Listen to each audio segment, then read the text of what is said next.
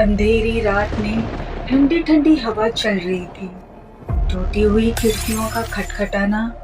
तभी एक सुनसान पुराने बंगले का दरवाजा धीरे से खुलता है। अंदर का अंधेरा मानो किसी को निकलने को तैयार है। अचानक एक लालटेन की रोशनी चमकती है और चार चेहरे उस रोशनी में नजर आते हैं। उनके चेहरों पर डर के साए हैं। ये कहानी है अहान, निशा और उनकी दो बेटियां प्रिया और मीरा की।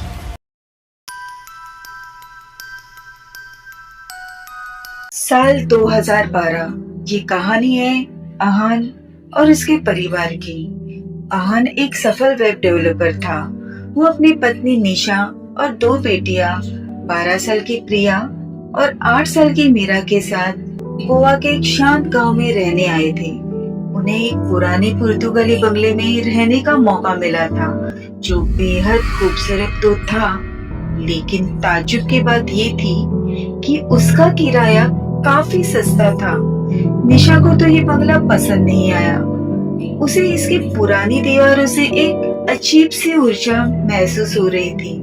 लेकिन अहान को लगा कि थोड़ा बहुत रिनोवेशन कर लेने से ये एक बेहतरीन घर बन सकता है। कुछ दिनों बाद से ही वहाँ पर कुछ अजीब सी चीजें होने लगी थी। रात में उन्हें किसी की चीखने की आवाजें सुनाई देने लगी, तो कभी चीजें इधर उधर हो जाया करती थी। प्रिया को अक्सर एक कोने में एक बुढ़िया सी औरत खड़ी दिखाई देती थी, जो उसे बड़े ही अजीब तरीके से घूरती हुई नजर आती थी। मीरा को तो रात में एहसास होता था कि जैसे कोई उसके सिरहाने बैठकर उसके बालों को सहला रहा हो। अहान इन बातों को नजरअंदाज करता रहा। वो इन सारी बातों को तकनीकी खराबी या फिर बच्चों का ख्याल समझता था। निशा इन सब से परेशान रहने लगी थी। एक रात बिजली चली गई। अहान ने लालटेन जलाकर लैपटॉप पर काम चालू रखने की कोशिश की। अचानक स्क्रीन पर अजीब सी हरकतें होने लगी। टाइपिंग खुद ब खुद होने लगी। अजीब सी वेबसाइट्स अपने आप खुलने लगी, जिनमें पुराने गोवा के इतिहास और एक पुर्तगाली महिला के बारे में लिखा था। उस महिला की मौत इसी बंगले में हुई थी।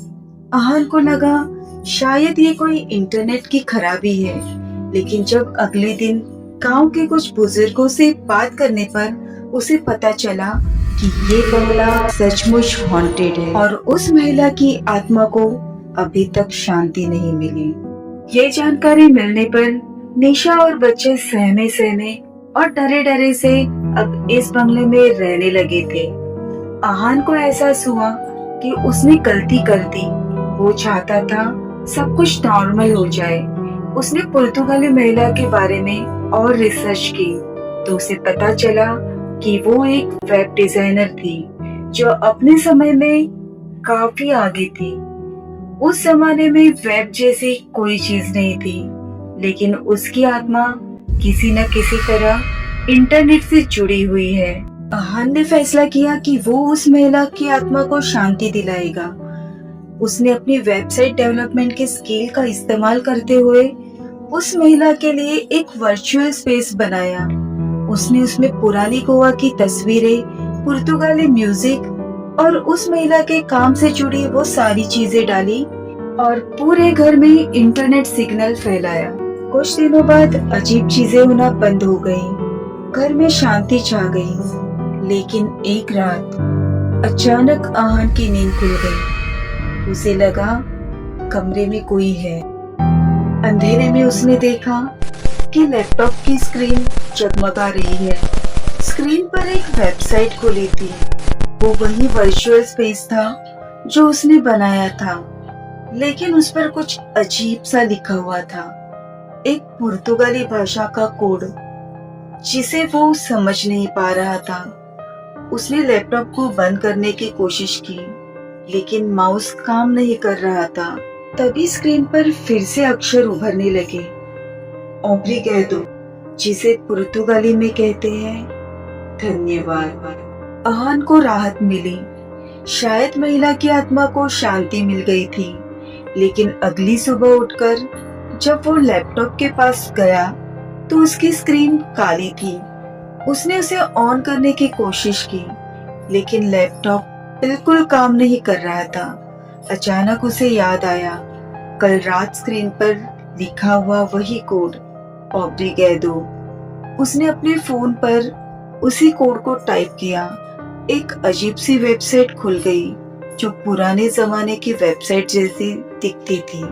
उस पर पुर्तगाली भाषा में लिखा हुआ था, आइंदा एस्तो aquí, जिसका मतलब ये था कि मैं अभी भी यहाँ हूँ। ये सब देखकर अहान डर गया। क्या उस पुर्तगाली महिला की आत्मा को वाकई शांति मिल गई थी, या फिर वो किसी और चीज के संपर्क में आ गया था? क्या वो अब भी उस बंगले में फंसी हुई है? ये सवाल आज भी अहान और उसके परिवार को परेशान करते हैं। उन्होंने गोवा छोड़ दिया, लेकिन वो अनुभव उनके साथ हमेशा के लिए जुड़ गए। ये कहानी थी इंटरनेट के काले साये की। आपको ये कहानी कैसी लगी, हमें कमेंट करके जरूर बताइए। और अगर आप भी रात में अकेले में वेब सर्फिंग कर रहे हो तो सावधान, कहीं आपके पीछे भी कोई तो नहीं है जो आपको देख रहा हो।